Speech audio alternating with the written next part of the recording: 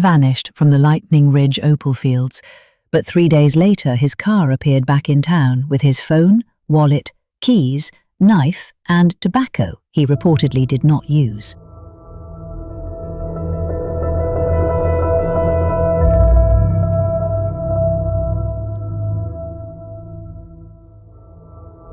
Welcome to Crime Path Podcast. Every case leaves a trail. In each episode, we follow that trail through the available record, the evidence, the testimony, the timelines, and the gaps that remain. We stay with what can be sourced. Where something is alleged, disputed, or unclear, we will say so. Let's begin. On Tuesday, 13th of January 2015, a green Ford Falcon was found parked at an electrical substation on Onyx Street in Lightning Ridge, New South Wales. The car belonged to Bennett Campbell Dominick. Most called him Ben. 3 days earlier, Ben had left his home in Lightning Ridge with his brother Tim and driven west toward the Coocoran Opal Fields. He told his partner, Ashley Walsh, that he would see her either Sunday afternoon or Monday morning. He did not come home. When the Ford Falcon was found, Ben was not inside it. His phone was in the car, his wallet was there was loose money, tobacco, his hunting knife, and the food he had packed for the trip. The keys were in the ignition. A door was unlocked. The radio was missing.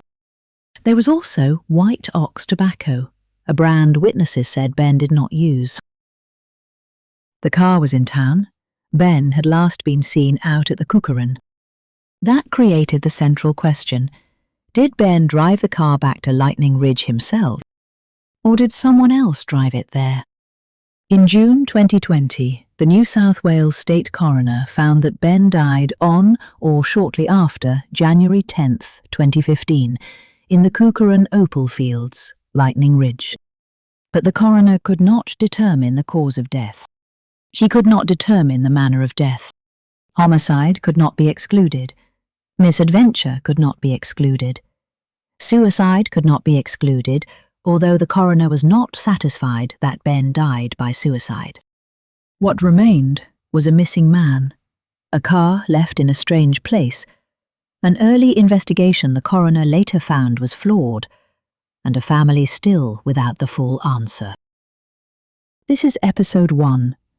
Vanished in Lightning Ridge. At the time he disappeared, Bennett Campbell Dominick was 41 years old. He had spent much of his life in Lightning Ridge, a town in northwestern New South Wales near the Queensland border. He had 2 brothers, Tim and Luke, and an adopted brother, Victor Thornton, known to the family as Mark. Tim later described Ben as his best mate. At the time Ben disappeared, he had been in a relationship with Ashley Walsh for about 7 years. They lived in Lightning Ridge with Ben's father, William Dominick, known as Billy, and with Ben and Ashley's 3 young children. Billy had been diagnosed with cancer in the months before Ben disappeared. Ben and Ashley were caring for him. Ben also had a son from an earlier relationship, Justin White. Justin died by suicide in February 2014, when he was 16. Ben's family told police that Justin's death and Billy's illness had a profound effect on him. The coronial record does not present Ben as one simple thing. It records difficult facts. Ben had long been dependent on alcohol and cannabis. He was well known to local police, including through incidents of alcohol-related violence and domestic violence, and had spent short periods in custody. It also records the way people close to him spoke about him. Ashley said he adored his children.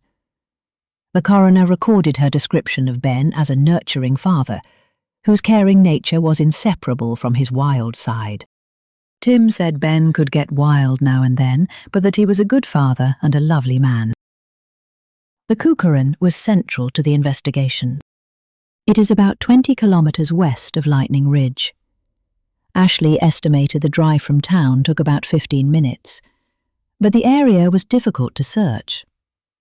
The coroner described about 5,000 open mining shafts and many routes in and out, including tracks through scrubland. Before moving to the family home in Lightning Ridge, Ben and his family had lived off the grid at a camp on Tim's mining claim. There was no running water and no electricity except a generator. In summer, the region was harsh. On 10th and 11th of January 2015, the maximum temperatures at Lightning Ridge reached 36 and 38 degrees Celsius. Ben knew the Coocoran, but it was still a hazardous place to vanish. On Saturday, January 10th, 2015, Ben and his father drove to Tim's home in Lightning Ridge, collected Tim, and returned to the family home. Tim was in a serious emotional state. His partner had left him on New Year's Day, taking their children with her, and he had called Ben. Ben and Tim decided to travel to the Coocoran to do paid work for a local opal mine operator, Neil Morris. The work involved washing dirt, using a mechanical agitator to separate and sift dirt to detect opals. At about 9:30 that morning, they left in Ben's green Ford Falcon. Ashley told police Ben took frozen food, beer, ice, and food scraps for the chickens he kept at the Coocoran property. The brothers each had a carton of beer. The coroner noted there was no evidence they carried water, and witnesses said Ben was not in the habit of drinking water. When Ben and Tim reached the Coocoran, they visited several people. The exact order and timing could not be reconstructed with certainty. The coroner noted inconsistencies in the evidence, but was satisfied certain events occurred. It seems the brothers first visited a local resident who said they were in good spirits. At Tank 5, the agitator was broken. Tim said this was frustrating because they had paid work lined up, and Ben started getting angry. One witness said Ben appeared to have had a few drinks, but did not seem aggressive. The findings note that several witnesses said Ben liked doing donuts and burnouts in his car. On the way to Neil Taylor's camp, Ben and Tim stopped at another camp and said they were heading to see Mr. Taylor.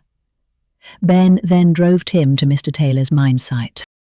What happened after that was harder to place in exact order. Tim told police that after Ben dropped him at Mr. Taylor's camp, Ben planned to visit his own camp to feed the animals. Tim said Ben returned 1 or 2 hours later. Mr. Taylor told police that Ben arrived separately at his mining site about 20 minutes after Tim, and that the men then stayed for 2 to 3 hours talking and drinking. At some stage, Ben began talking about Justin. Mr. Taylor said Ben became agitated and upset, then argued with Tim and left in his car. The coroner found it was likely this argument occurred during Ben's second visit to Mr. Taylor's camp, after Ben had visited Bruce Shipway's property. What is not in dispute is that Ben left Mr. Taylor's property by himself in the Ford Falcon. Mr. Taylor noticed that Ben drove away erratically and collided with a large rock, but kept driving. Bruce Shipway lived at a mining camp at the Coocoran. He had known Ben for about 6 years. A man named Antti Ilpola was also at the Coocoran, about 400 metres from Mr. Shipway's property. Mr. Ilpola later died. Mr. Shipway told police he was repairing cars with Mr. Ilpola when Ben arrived on a quad bike. Mr. Ilpola gave the same account. The coroner inferred that Ben had collected a quad bike from the camp at some point that day, although the timing was unclear. According to Mr. Shipway and Mr. Ilpola, Ben drove the quad bike aggressively toward the car they were repairing, possibly as a prank, and collided with it while Mr. Ilpola was underneath. Ben asked Mr. Shipway for beer. Mr. Shipway gave him wine. Ben drank it, then rode the quad bike away.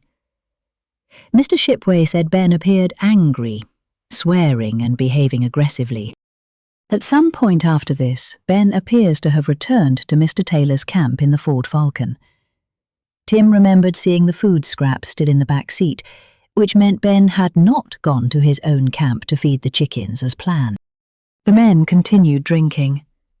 After some time, another argument broke out. Ben left again. Witnesses said he was slurring his words and driving erratically. At about 2 o'clock that afternoon, Mr. Pocock saw Ben driving near Molyneux's Opal Field. Mr. Pocock remembered Ben being alone, doing burnouts while holding a long neck, and travelling east toward the old Coocoran. Neil Schnelliger thought Ben was with Tim. The coroner recorded the conflict neutrally. Then, according to Mr. Shipway and Mr. Ilpola, Ben returned to Mr. Shipway's camp in his car. The precise time was unclear, but it was likely in the afternoon. In his January 2015 statement, Mr. Shipway said Ben returned in the car about 1 or 2 hours after the quad bike incident, yelled at him, got back in the car, and left. In a later interview, Mr. Shipway said he thought he had only seen Ben once that day, when Ben arrived on the quad bike. Mr. Ilpola said Ben returned around 3 o'clock in the afternoon and again asked for alcohol. He said Ben told him the car lights were not working. Mr. Ilpola got into the Ford Falcon to check them. In a later interview, Mr. Ilpola said he was in the driver's seat and that Mr. Shipway was in the front passenger seat, rolling a cigarette. Both Mr. Shipway and Mr. Ilpola told police that Ben drove away from the property. They said that was the last time they saw him. If their account is correct, that appears to be the last known sighting of Ben alive. By 6 o'clock that evening, Ashley had not heard from Ben or Tim. She tried calling Ben's mobile phone about 6 or 7 times. The calls diverted to message bank. Ashley described the mobile phone reception of the Coocoran as good. A man who knew Tim was one of the people Tim spent time with after Ben left Mr. Taylor's camp. Later that night, Tim was still at the Coocoran. The man told police he took Tim by quad bike to a nearby property where they stayed and drank until about 2 o'clock the next morning. He then dropped Tim at a mining camp at Nabia Hill at about 2:30 on Sunday morning. Early on Sunday, January 11th, Tim went to the family home. He and Ashley discussed the fact that neither had been able to contact Ben. They tried calling him again. His phone diverted to message bank.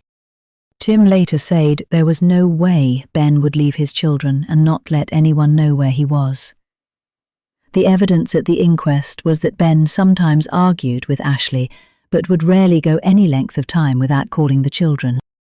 On Sunday afternoon, 2 people connected with the planned mining work told Tim they had been driving around looking for Ben because they wanted to meet him at their mining camp the next day. Tim also arranged to meet a local resident the next day to look for Ben. At about 1:30 that Sunday afternoon, Ashley arranged for a friend to drive her to Ben's camp. It did not look as though Ben had been there. There were no car tracks. The dirt at the front of the camp was undisturbed. The quad bike was parked in its normal position. When Ashley returned to Lightning Ridge, she kept trying to reach Ben, but there was still no answer. On Monday, the 12th of January, there was a possible sighting of Ben's car. A local resident was outside his home in Lightning Ridge at about 5:30 that morning when he noticed what he believed was Ben's Ford Falcon driving past toward the town centre. The resident told police he often saw Ben drive past in the mornings. Usually Ben would wave or stop to speak with him. On this occasion, he could not see who was driving because the windows were up. The car did not stop or acknowledge him. The sighting mattered, but it did not establish who was driving. At some stage that Monday, Tim, Ashley, a local resident, and one of Ashley's friends met at the Caltex service station on Onyx Street to discuss searching for Ben. Ben's friends and family searched until about 2 o'clock that afternoon. They did not find him, his car, or his belongings. They searched Ben's camp, including one underground mining shaft. They went to Tank 5, drove around the broader fields, and asked residents whether they had seen Ben. The people they spoke to had not seen Ben or had suggestions about where else to look. At Ben's camp, Ashley saw no sign Ben had been there. She also saw a small blue esky. That worried her. The evidence was that Ben carried that esky everywhere, with cannabis and a bong inside. During a later police interview, Mr. Shipway confirmed that on Monday, 12th of January, he had been in Lightning Ridge with Mr. Ilpola, organising repair and registration of a motor vehicle. Mr. Shipway said Mr. Ilpola drove that vehicle into town, even though Mr. Ilpola was unlicensed. Mr. Ilpola later said Mr. Shipway drove. The coroner recorded that inconsistency. At about 1 o'clock in the afternoon on Tuesday the 13th of January, Ashley and Tim reported Ben missing at Lightning Ridge Police Station. They spoke to Constable Troy Cridland and Inspector Linda Bradbury. They said they had not seen Ben since about 2 o'clock on Saturday afternoon and were concerned about him. By then, about 71 hours had passed since Ben was last seen by Mr. Shipway and Mr. Ilpola. Tim and Ashley apparently told police they had spoken to the person from whom Ben ordinarily bought cannabis daily, and that Ben had not been there since Saturday. That was out of the ordinary. But Inspector Bradbury doubted the report. She believed she had seen Ben the previous day at the Cowtex with Tim and Ashley. She thought Tim and Ashley were either not telling the truth or had their dates mixed up. Ashley tried to correct this. She said she had been with another man who looked like Ben. She acknowledged speaking to a person Ben was said to have bought cannabis from, but said she had done so because she was trying to find Ben. The coroner later found Inspector Bradbury was mistaken in believing she had seen Ben at the Caltex. That mistake mattered. The coroner found it led police to treat Ashley's report with unwarranted skepticism. It also appears to have delayed attempts to confirm or exclude the sighting through CCTV. Police did not make inquiries with the Caltex and nearby premises until the 20th of January. By the 5th of February, police were told the available Caltex footage did not go back as far as the 12th of January. By then, the opportunity was gone. When Ben was reported missing, police did not complete a written risk assessment. The coroner later accepted the Commissioner's concession that this was contrary to the missing person's standard operating procedures in place at the time. That mattered because Ben's circumstances carried clear risk factors. He had been last seen in a hazardous area. He had been drinking. He was dependent on alcohol and cannabis. The temperatures were extreme.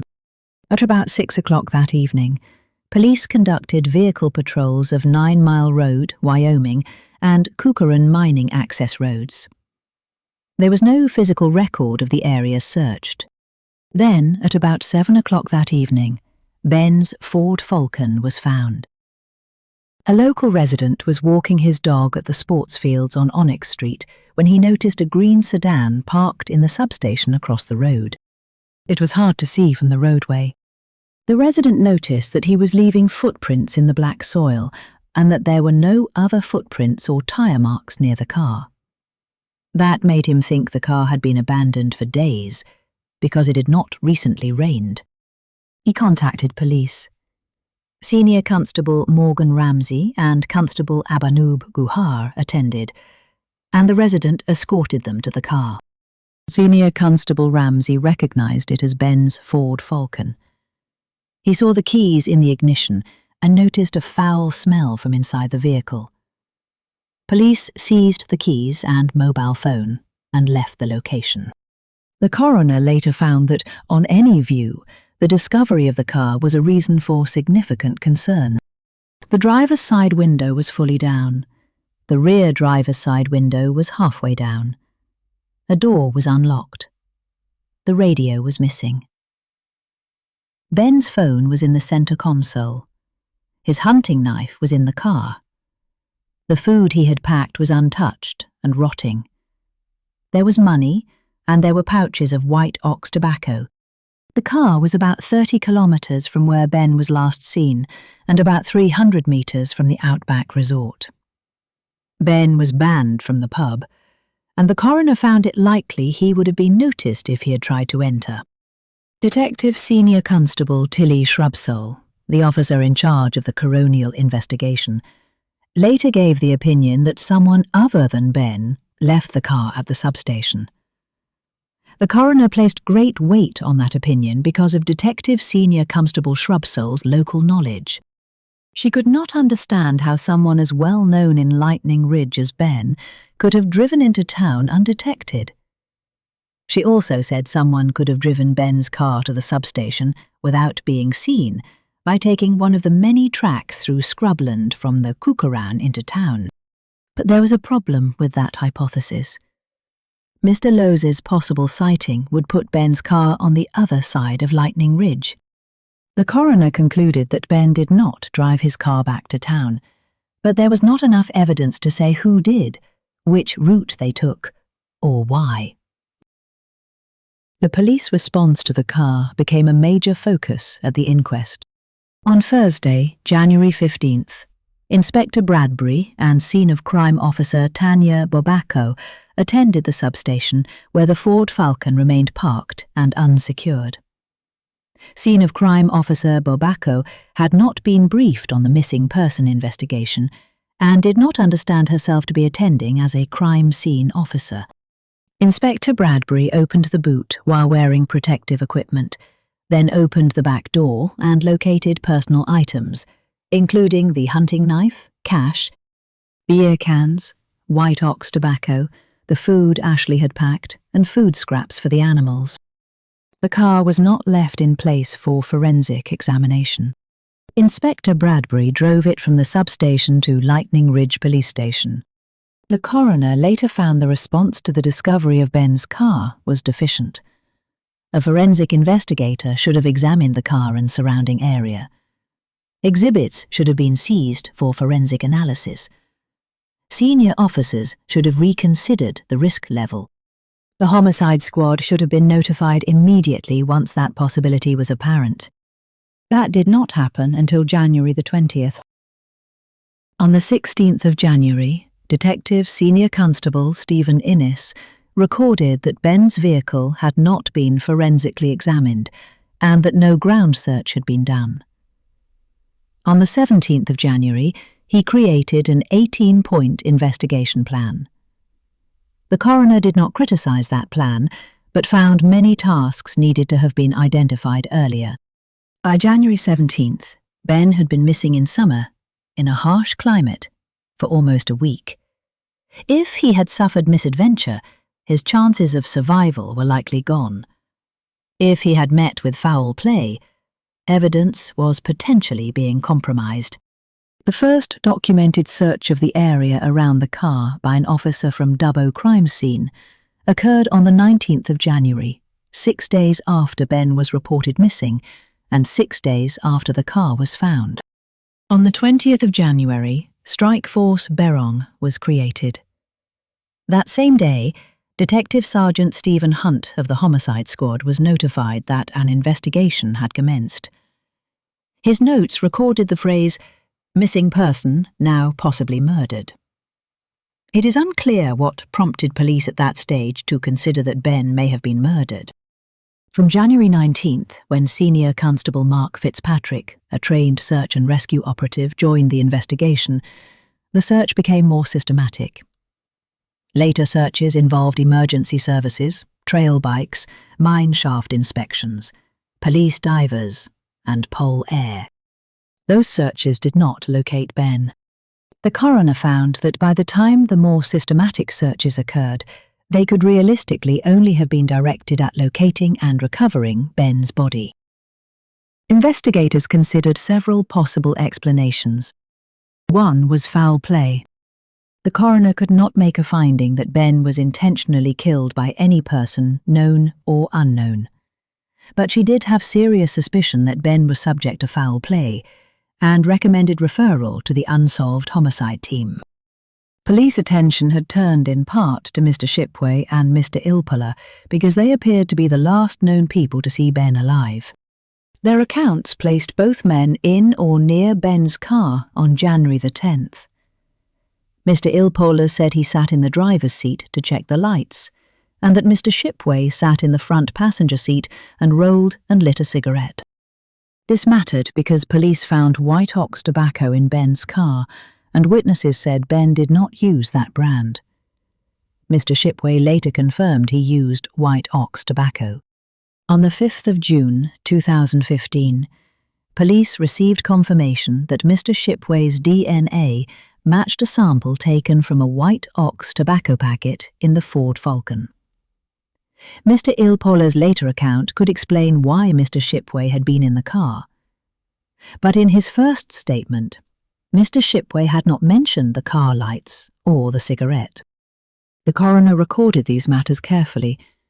She did not make a finding that Mr. Shipway or Mr. Ilpoller caused Ben's death. A crime scene warrant was used to inspect Mr. Shipway's camp in May 2015. Forensic examination did not detect traces of blood or bodily fluid. Police also considered Tim and Ashley.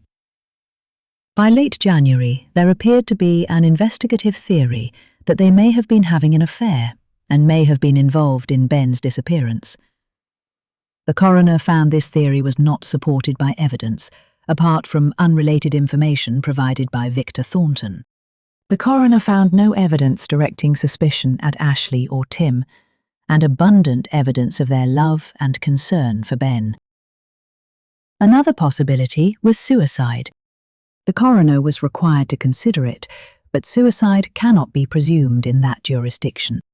There was evidence that Ben's psychological state may have been in decline before his death, possibly in combination with heavy drinking and cannabis abuse. His father's cancer diagnosis and Justin's suicide had greatly upset him. On January 15th, Bruce and Greg Dunn told Inspector Bradbury that Ben had made threats to harm himself.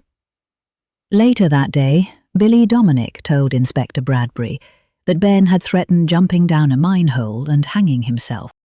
Because of that evidence, the coroner found suicide could not be excluded. But there was also evidence from people who knew Ben best that he would not have taken his own life. Tim and Ashley did not believe he would have done so. There was no note or message. There was no evidence of a previous attempt. Ben did not have life insurance. The apparent involvement of a third party in abandoning Ben's car also pointed away from deliberate self-harm. For those reasons, the coroner could not exclude suicide, but was not satisfied that Ben died by suicide. The third possibility was misadventure. The Coocoran was dangerous. It was dotted with uncovered mine shafts. The climate was unforgiving. The coroner found there was no physical evidence allowing her to find that Ben died by misadventure. The fact that the car was in town and the quad bike was at the camp, both fairly undamaged, pointed away from some forms of accidental death.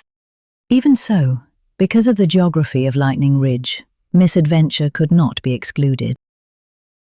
The inquest also examined the police investigation. The Commissioner of Police made concessions about deficiencies in the missing person investigation, including case management in the critical early days, compliance with the missing person's standard operating procedures, and training around those procedures. The coroner found Ben should have been assessed as high risk when he was reported missing, especially because of his alcohol and cannabis dependence, his intoxication when last seen, the geography of the area, and the heat. She found the mistaken Caltex sighting effective the early investigation. Ashley's report was treated with unwarranted skepticism, and that skepticism diverted attention while more genuine leads may have gone cold. The response to the car was lacking. The car was a significant clue. The area around it should have been searched sooner. It should have been treated as a possible crime scene.